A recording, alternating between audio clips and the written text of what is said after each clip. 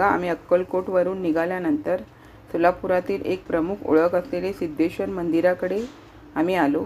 जानेवारी महिन्यात सिद्धेश्वर मंदिरात सोलापूरची यात्रा असते। संक्रांतीच्या दिवशी या यात्रेचा मुख्य दिवस असतो। या कालावधीमध्ये जगभरातील सोलापूरकर आवर्जून सिद्धेश्वराच्या दर्शनासाठी येत असतात। त्याचबरोबर शेजारच्या जिल्ह्यामधील अनेक आपल्यासारखे भाविकही दर्शनात गर्दी करतात। पेशवेकालीन मंदिर सिद्धेश्वर मंदिराच्या सभोवताचा परिसर हा 14व्या शतकात पूर्ण केलावा असा अंदाज आहे। तसंच सध्याचे मंदिर पेशवेकालीन आहे असे मानले जाते। या मंदिरातील कमानी, बसके कुंभ, शिखरावर असणाऱ्या विशिष्ट मूर्ती आणि काही प्रमाणातील कोरीव काम हे सर्व पेशवेकालीन मंदिरामध्ये आढळते। अन्य मंदिराप्रमाणे सिद्धेश्वर मंदिराचे तोंडही पूर्वेकडे आहे।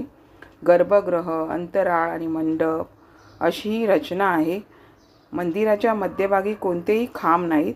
नव्या मंदिराच्या पुढच्या अंगणाचे बांधकाम ही अप्पासाहेब वारद यांनी 19व्या शतकाच्या उत्तरार्धात पूर्ण केले। हा बघा, तलावाशेजारी छान असा किल्ला आहे। आजूबाजूचा तलावाचा परिसर थोडीशी मी ह्याबद्दल माहिती देते। आपण जर गुगलवर किंवा यूट्यूबवरती सर्च केलं तरी आपणास ही माहिती मिळते। हे बघा, 1150च्या आसपास सोलापूर म्हणजेच तेव्हाचे सोलागणी गावात दुष्काळ पडला होता। त्यातील चामलादेवी यांनी सिद्धरामेश्वर यांना तलावासाठी जागा देण्याची विनंती केली। तलावामुळे पाणी मिळेल, तसेच हे काम करणाऱ्यांना रोजगार मिळेल असं त्यांचं मत होतं।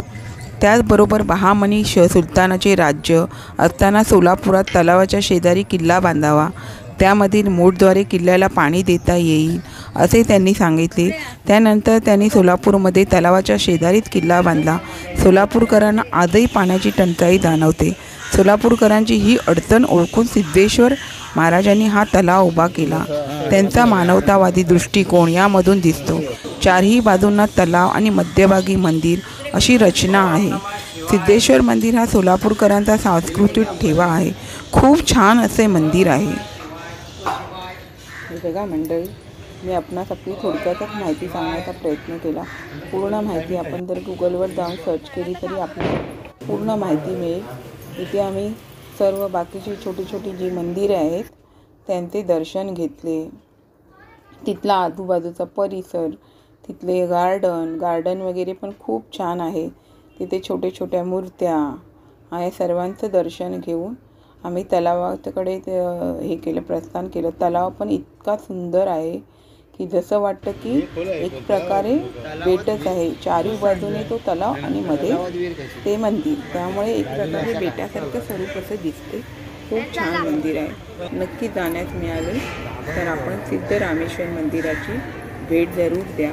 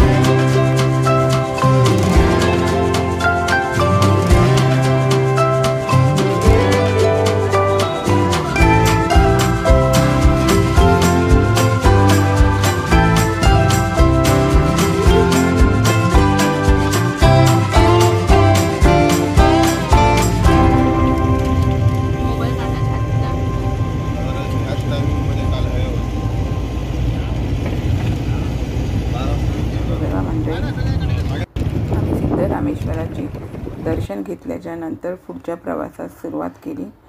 बाहेर हे वीट कामगार विटा बनवत होते, त्याचा मी छोटासा असा व्हिडिओ क्लिप केला आणि मग पुढच्या प्रवासास सुरुवात केली.